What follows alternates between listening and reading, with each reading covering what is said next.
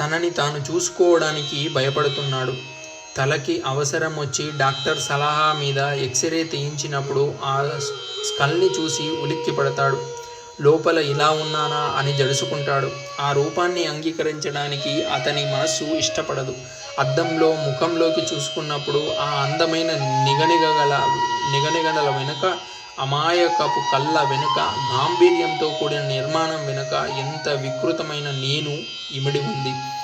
బయటి రూపంతో లోపలున్న నేను ఎలా ఒకే స్థాయికి చేరుకుంటుంది? ఈ క్షణం, అవును ఈ క్షణం అమూల్యమైనదన్న సంగతలా వదిలిపెట్టండి, అది వేరే ప్రస్తావన. ఈ క్షణం గురించి నా ఆలోచన, అనుభవం ముగిసేసరికి అది గతంలో కలిసిపోయిన క్షణమవుతుంది.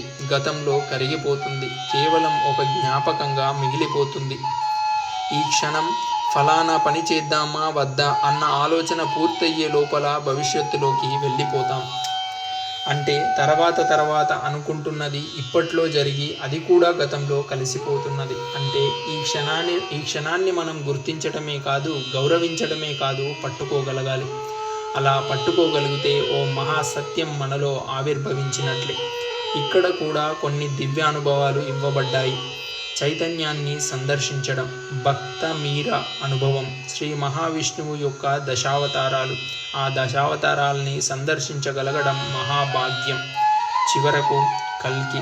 సృష్టిలో ప్రతి అణువు తానై ఆవిర్భావ భగవాన్ అంటే ఏమిటో, భూమి మీద అవతరించి ఉన్న శారీరక భగవాన్ అంటే ఏమిటో, సత్యలోక భగవాన్ అంటే ఏమిటో ఆ సామీప్యాలు, సారూప్యాలు కళ్ళ ముందు సాక్షాత్కరించి జన్మ ధన్యమైపోయింది. ఓం సచ్చిదానంద పరబ్రహ్మ పురుషోత్తమ పరమాత్మ కల్కి అవతారాయ నమః.